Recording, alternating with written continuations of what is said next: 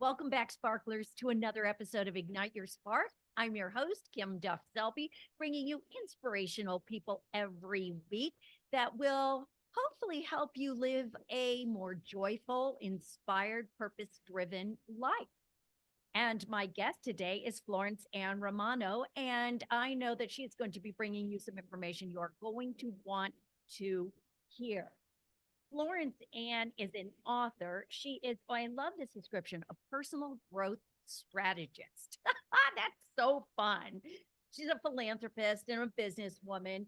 And she was previously a nanny for 15 years. I love this because she was known as the Windy City Nanny. But she has done so much more. And her book right now is called Build Your Village: Guide to Finding Joy and Community in Every Stage of Life.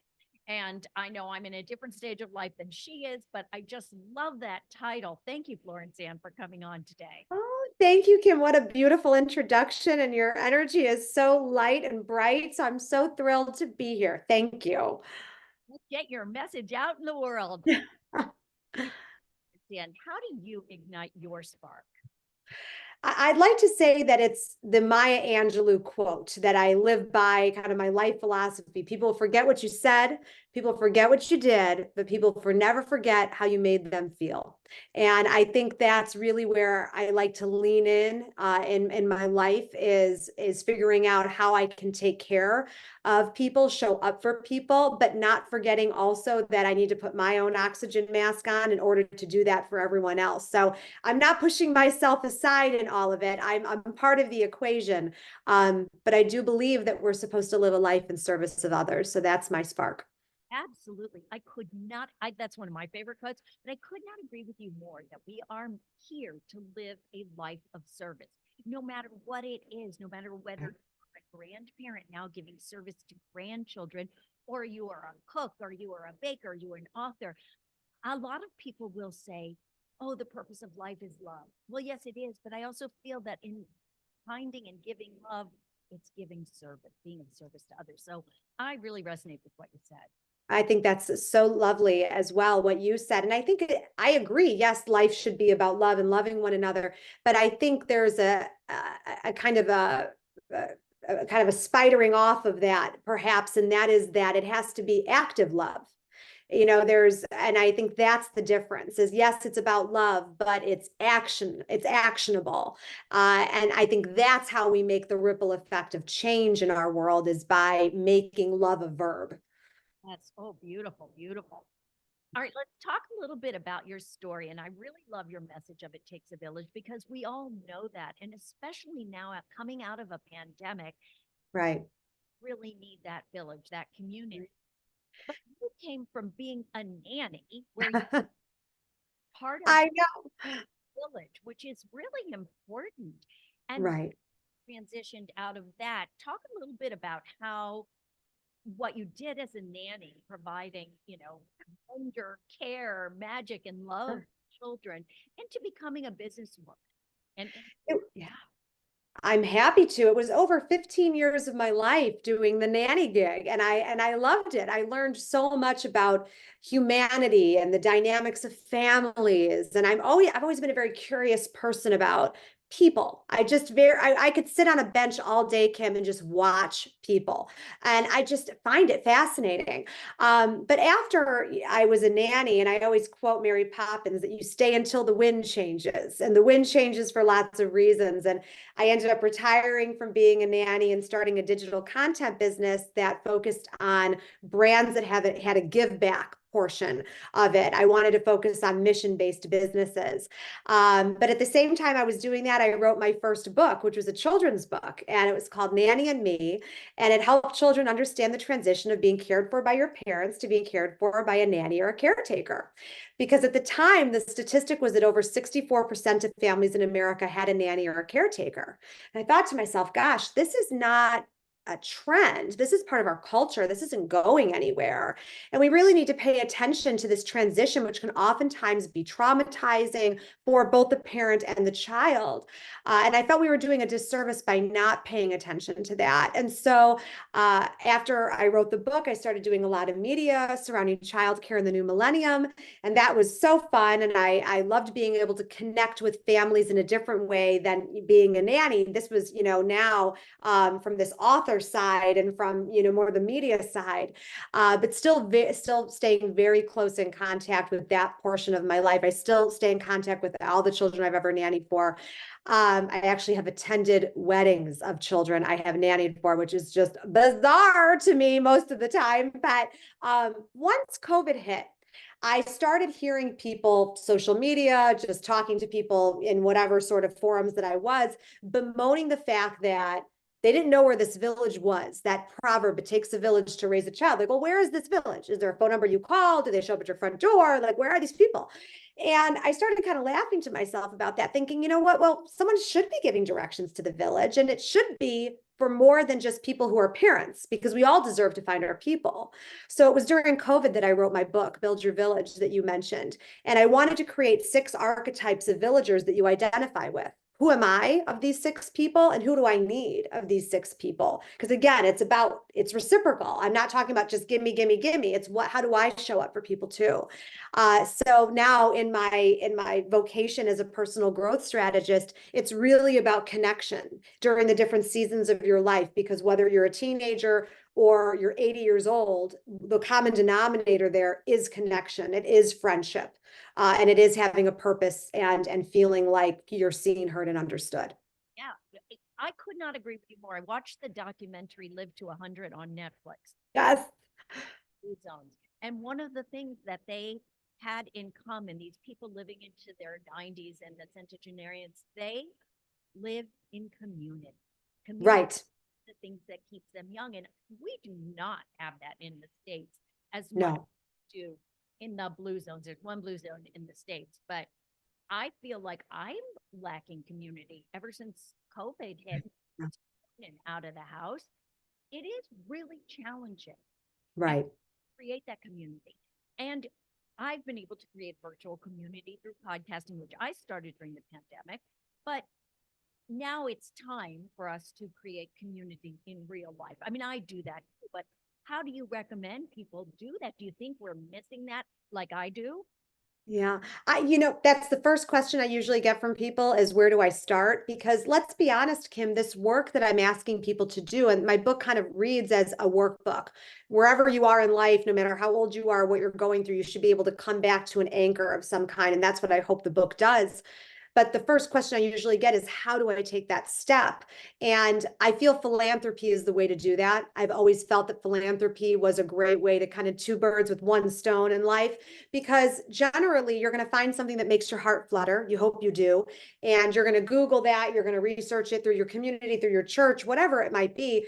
And then find that place. And then you're going to go there, hopefully, and meet people that are like-minded, have similar values. And it's a built-in way for you to hopefully create friendships or connections. And you're also going to be doing something that, again, is part of that ripple effect of compassion and being consciously compassionate. And I always talk about, the word lifestyle. That's a big trendy word people use these days. But I really think it's about the love style. That's really what we're doing here, that ripple effect that I talk about. So philanthropy is a great first step, because oftentimes, like I mentioned before, this work is honest and vulnerable, and that doesn't always feel good and can be very nerve-wracking for someone who is perhaps a little more shy or a bit of a wallflower. I am not. I don't think you are either, Kim. So, we could probably walk into a room and it's fine and talk to anyone. But COVID made, I think, already probably shyer, more introverted people, they were able to retreat into that tortoise shell. And now to coax them out of it again is even harder than it was before, because they had that protection of that bubble during COVID where they didn't have to connect. So I think that's why right now we're also in a friendship recession, is because people are not connecting like they did before. And not only are they not doing it, they don't know how to do it, and they don't want to do it. That is the bigger piece of the puzzle. I would say right there, that is it. Because people know, well, at least once you get to a certain age, you know you need to reach out to your friends. You need to keep your friends. You need to Right. text, send an email, call, write a letter, do something. I encouraged people to do that during the pandemic as well. And I did it myself. I created Zooms with old friends. I wanted to make sure because some of us really deeply need that connection, but like you Right. Right. they're just stuck. And I don't think that's healthy. As much as they may enjoy staying inside and binging Netflix, yeah, that's all well and good. But for your long term health, we need community. We We really, do. Yeah, we do. And you're right. The yoga pants and Netflix was so much easier for people, making that decision and staying in when you didn't have to. But I also feel like, just to expand on that and why it's not healthy, in addition to being in a friendship recession, we're also in a mental health crisis in our country. And this is all related. This is not coincidental. The mental health crisis is rampant. We're seeing suicide rates, just skyrocket. And I think for people, the missing connection is the idea, this is the misconception of the connection, is that in order for you to feel fulfilled, in order for you to fill your cup up, that it is a quantity versus quality equation that people are struggling with. I'm not telling you to run out there and get 100 friends because that's going to fill you up, because I'll tell you what, Kim, some of the loneliest people I know have the busiest social calendars. So what I'm asking people to do, and what I think you're doing the same thing as well, is doing that evaluation of what currently exists in your social ecosystem and figuring out what's missing, and then being very intentional about how you're casting those people in your life, because it's not a numbers game. This is about the quality of the people that you're attracting, and then also understanding that you have to know how you're showing up in those circles as well. right, right. Such great words. And the first step is awareness that you are lacking that, would be the Right. thing. And the second is maybe why, not the COVID why, but the why. Are you afraid of putting yourself out there? Are you tired? Are you depressed? There could be, as you said, the mental health issues. The podcast that came out today, I interviewed a woman. It was all about mental health issues. It's really, really a big deal. And Right. I think you have to analyze in yourself why you're not getting out there. And even I think if people think they're okay, maybe they need to really rethink that. Even Mm-hmm. Mm-hmm. reaching out, as you said, through church or through yoga or wherever it is, you don't have to make such a huge effort, though. You can do something you love and just gently speak to someone. It's not like you have to get out there and do a song and dance and invite them over and do this. You just have to find your people. And again, Find your people. Right. harder for some people than others. It is. It is harder. And the older you get, the more built-in social situations that you have just don't exist the way that they did before. You're maybe retired and you don't have that social life through your, business. And you're not in school and you're not meeting people on a campus, or you're part of a sorority or a fraternity.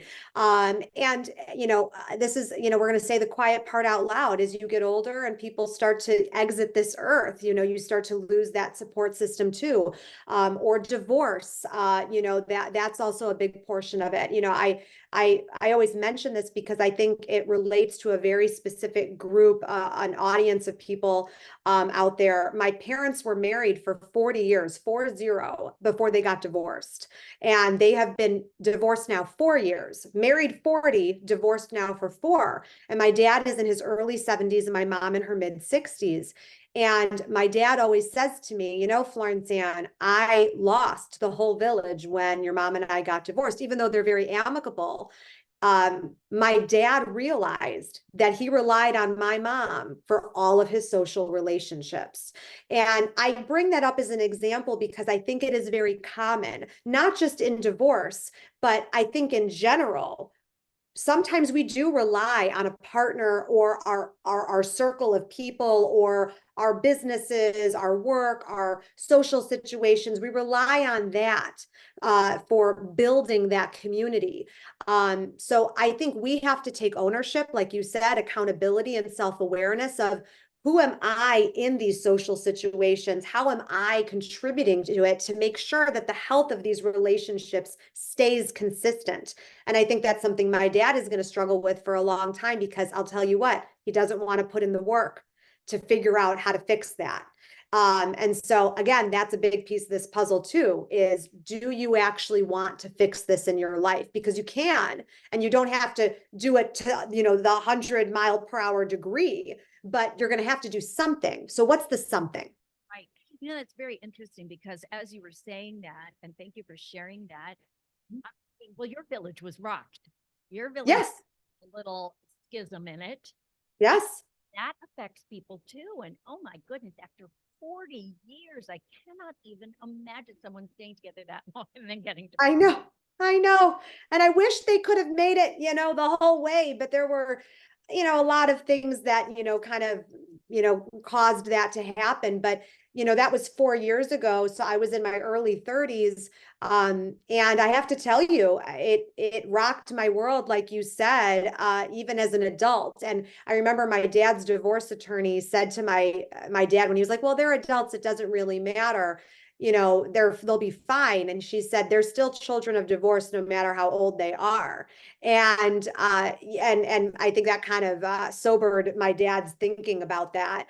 But it does change the vibration and rhythm of your life. And one, decision by two people, again, ripple effects. And, that took some grounding for me too.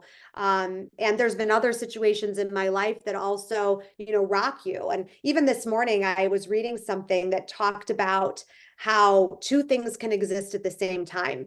You can have sorrow and you can have celebration, but they can exist at the same time. And even if you're in the season of your life where it's sorrow or it's grief or whatever it is, it doesn't mean every day is that. There can still be celebration and happiness within that. So I know we went a few different places there, but basically the common denominator again here is that there are feelings attached to decisions or actions. And the feeling we're talking about right now is that you're thinking that something is missing. I'm not feeling filled up, or I'm feeling depressed, I'm feeling lonely, whatever it is, and trying to isolate why. Why are you feeling that way? And trying to start to do that work to unearth it. It's interesting because in those separations, in those moments of transition, you can also find moments of connection. For instance, you can connect with other adult children of divorce parents. Yes, You're right. Connect with other divorced men, Right. In their 70s. So there's always a chance of connection. There's always right. for personal growth. You just have to seek it. Now, do you work with people one-on-one as a personal growth strategist, or is that just something? I feel like I do, because I feel like on Instagram, I always answer every DM I get. And so I feel like I do that kind of coaching, like on the side. I just don't do it in that, I guess, professional respect. I do more professional speaking, I would say, and kind of, do it from that kind of curriculum point of view. But I've been toying with the idea, Kim, of whether or not I would actually like to go into coaching on this, more officially. So you've definitely, you're seeing a seed that is sprouting somewhere on my face and my eye, in my brain somewhere. I mean, I can see it now. It just would take so much work because each of us is so individual and have our own needs. But I think that your overarching themes of community connection and taking a village, I think that's so important. I think it was Hillary Clinton, right, who first Yep. Mm-hmm. village. And I know she was talking about kids, and you were a nanny, and that is how your village began, so to speak. Right. Really, it just takes a village for all of us to live and coexist. Right. Best lives. Like I said, I wanted to chop that proverb in half. Yeah, it's beautiful. It takes a village to raise a child. That's true. But what about the people that don't have kids? Are you exempt from the village? Of course not. Of course you deserve to find your people. I'm not married. I don't have children, even though I feel like I have a ton of children because I nannied for all these kids. But just because I don't have children of my own yet, does that mean that I don't deserve to find that support system? So I feel like I can swim a lot of different waters with people as I talk to people about whether it is childcare, or it's a mom who's losing her identity to motherhood, or it's a woman that is in her 70s, or someone like my father who, you know, is gone through a divorce, or someone who's lost their spouse suddenly, and their whole world is rocked, and they need, in this crisis moment, people to show up and really support and help her or help him through this. There's a lot of different reasons why we need connection. And like you said, it's very customized to each person. But again, common denominators, like we like to look for in everything that we do, the common denominator is that you deserve it. That you shouldn't sit there and think that this conversation that you and I are having today, Kim, that anyone out there listening, if you think that you're exempt from it, that you don't qualify. And we had talked about before that you, in the olden days, you know, back in the bush, as they would say, you know, or in Europe, you know, they had these beautiful villages. I was born into a multi-generational home. I'm Italian. My grandparents lived with us growing up. So I was born into kind of an old school village. But what I realized as I got older, not everybody had that. And so what I want to empower people, and if you take anything away from what we're talking about today, I hope everyone understands, you deserve this, like I said. And if you weren't born into it, you can make it for yourself. You can create it, design it for yourself. You can do this and find that family, or find those people that you didn't have the option of having when you were born, or you had to get rid of certain people in your life because it was toxic. So again, my message to you all is that you all deserve it, no matter what race, creed, religion, however you were born into what you were born into, socioeconomics. This is for the taking. This is for you. Beautiful, Florence Ann. Thank you so much for sharing that. I really appreciate your time here today. I know we have to wrap up now. Oh gosh, it went so fast. Oh my gosh, this was so wonderful, Kim. Your energy, like I said, is really just so contagious. And I really loved where this conversation went. You gave me a lot to think about too, and nourishment for my soul. So I appreciate you. But thank you. You validated a lot of the things that I have been feeling as well. And I'm always looking for community. I mean, I literally never say no to friendship. You know, I love that. Oh, I love that. Never say no to friendship. How cute. why do you think you have enough friends? I mean, Right. Right. So true. So true. always give your heart when you have kids. You're like, how could I love someone more? Well, you can. So you can Ah, take it, a new friend did. So beautifully said. Beautiful. Amen to that. thank you. And thank you, sparklers, for tuning in and listening. I'll put all of Florence Ann's information in the show notes so that you can check her out and check out her book, Build Your Village, A Guide to Finding Joy and Community at Every Stage of Life. I know I have listeners of all ages. I hope this ignited something within you. If you are sitting around waiting for community to happen or wishing, get out there and find your village. And thanks for shining.